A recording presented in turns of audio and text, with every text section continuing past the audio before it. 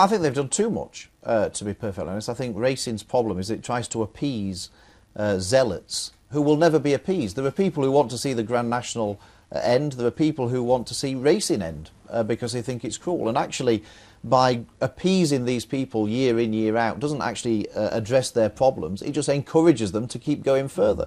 Once they've made one change to the Grand National, they demand another change. Once they've introduced that change, they demand another one. You know, we're going to get to the stage where the Grand National becomes a hurdle race if we're not careful, because everybody's petrified of a horse falling. I can assure you that if no horse ever fell in the Grand National, nobody would be watching it. And also, I'm always thinking that when they go this year, the anti-people, and in fairness, they are animal lovers. Whatever we think of people who are opposed to horse racing or opposed to the Grand National, they do love their animals. That they're going there hoping that there's going to be a fatality or two. They need a tragedy at the Grand National. They'll be there with their computers and with their notes, taking it down. And if nothing does happen, if it is an accident-free entry meeting and Grand National meeting, they will be disappointed, although, but again, they do love animals. Yeah, of course they love animals, but people in racing love animals. I love animals. I mean, if you see how racehorses are treated, you know, anyone involved in racing loves animals. They're pampered beyond belief. And they're bred to race, they're bred to jump. And you know, actually one of the sad fatalities, the saddest fatality at the last year's Grand National was Synchronise, who'd won the Gold Cup. He didn't die through a fall in the race. He died, he'd already fallen in the race and carried on running and jumping the fences because that's what they enjoy doing. It wasn't as if there was a jockey forcing him to carry on against its will. It was doing it of its own free will, and it sadly had a fatal accident. Horses can have accidents anywhere. They have them in fields where there aren't any jumps. They happen all the time. That's one of the that's nature. That's one of the sad aspects of life, that horses have accidents and have to be put down. What we shouldn't do is change the very nature of the Grand National. The Grand National is incredibly special in this country. I'm a traditionalist. I don't like change unless it's necessary. For me, changing something that is a fantastic sporting event, changing where the start is, I don't agree with bypassing fences in the Grand National. You know, we've got the situation now where the winner of the Grand National only jumps Beecher's Brook once because it's cordoned off on the second circuit. That's a rare event, but you can't have them jumping if there's a dead horse on the other side, can you? The Grand National has managed since the 19th century, jumping all the fences twice, apart from the chair.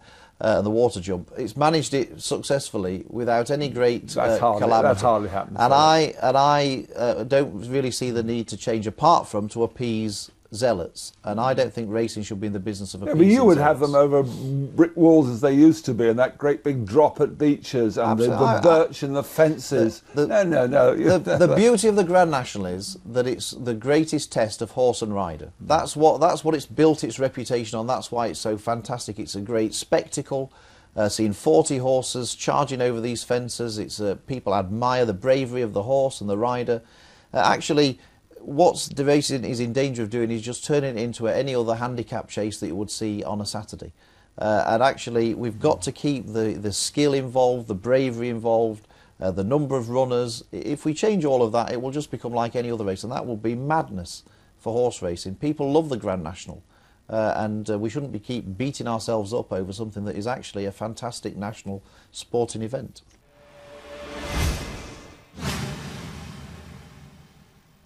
Yes, I'm not a fan of watering, to be perfectly honest, and I think Bath is probably the only country still that doesn't have any watering. You know, I owned a horse. I probably have a bit of self-interest here. I owned a horse called O Solo Mio, which was... I remember him, yeah. It's in fact, it might still be in training with it. We sold it to go jumping with Jenny Candlish, but it was trained by James Given and Alan Swinbank on the flat. And the sire was Singspiel, and like most Singspiels, it loved fast ground. And Dale Gibson, who used to ride it, who was a very underrated jockey, really top jockey in my opinion, he used to say that it would run on a road if it had half the chance. You know, it needed really lightning fast ground, and it would happily run on a road if it could. The trouble was, you could never find a course that had genuinely firm ground. And actually, it's taking away that opportunity from some horses that genuinely like fast ground. My view is if people don't want to run their horse because they don't think the ground is appropriate, then don't run your horse. But don't ban everybody from running the horse because the ground doesn't suit the majority. It does actually suit some horses, and they should be free to run. And not only is it taking those opportunities away from certain horses, But when you get watering, you also then get false ground, you then get a downpour on watered ground, and instead of having good to soft or good, you end up with heavy or false ground or sticky ground. And I just think it's a shame, really. I think leaving it to nature is the best possible No way. watering at all is what you're saying. Well, that's an extraordinary position. I can jockeys falling on really hard ground horses. I can understand that for the big meetings, Cheltenham and Aintree, you may want to take out any A little sprinkle here or there. A little sprinkle here or there. But I think for sort of a midweek meeting at Plumpton or something like that, I don't really see why we need to be totally obsessed with trying to get exactly the same ground at every meeting.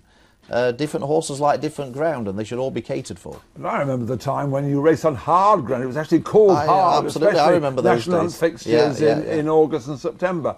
Are you saying we should go back to those days? Well, surely not. Some horses like that ground. I mean, that's the fact of the matter. The fields would be tiny. Well, absolutely, but again, and it would injure the horses more likely. I'm amazed you have no watering. Well, I think for certain meetings we shouldn't bother with. Bath manage without watering. They don't water, and they're fine. It's the highest race course in the country. It is absolutely. Yeah. But actually, lots of trainers like to run their good horses at Bath, and one of the reasons they give is because you don't get false ground at Bath like you do at some courses. So, I think there's too much watering at the moment. Maybe for big meetings, there's a need to do that. But I think there's too much watering goes on. We're trying to gerrymander the ground to suit a certain type of horse, which is actually taking the ground away from certain horses who need different ground.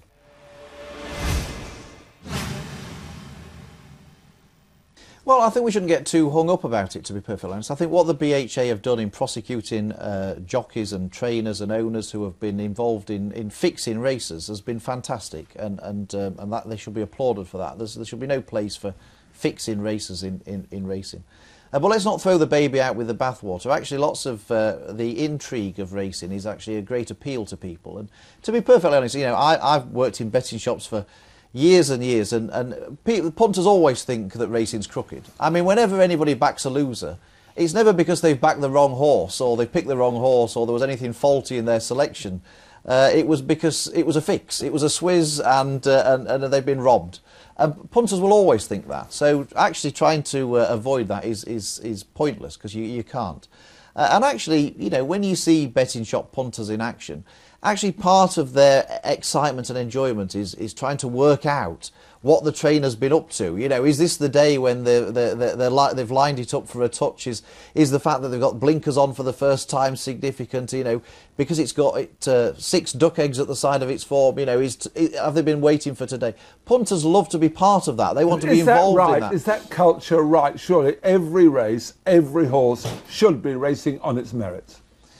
Well, what we should be avoiding is fixing races. I mean, I think we'd be incredibly naive if we were to think that certain horses weren't run with to help its handicap mark for future, whether it's running it before it's fully fit, or running it over the wrong distance, or the things that Mark Prescott did, running sort of stayers over 5 furlongs 3 times to get a handicap mark. Punters can judge from that, can't exactly, and that's I think that racing is in danger of trying to take away some of the fun, some of the skill, the placing by trainers, some of the things they got up to. And actually, punters enjoy all of that kind of thing. I think that the idea that punters hate all of this and want every race to be run with every horse running over the right distance, on the right ground, as fit as a fiddle every single time, and that there's no shades of grey in anything, I think will be a mistake. I think people love the intrigue.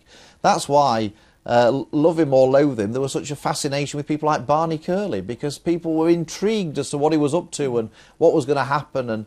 And I think if we take that away from racing, we take that intrigue away, we will be losing something that actually is a great appeal to many people. So we shouldn't get hung up about all this inside information thing. I think inside information is the lifeblood of racing. It's the lifeblood for punters. Most of it's rubbish. I mean, anyone who's either been a punter or a bookmaker knows that inside information is useless 9/10 of the time. But people love it, and people like to be part of something. And if there's a huge gamble and people are part of it and it wins, that's something that they'll remember for the rest of their lives, and that's great for racing. That's not bad for racing. That's great for racing.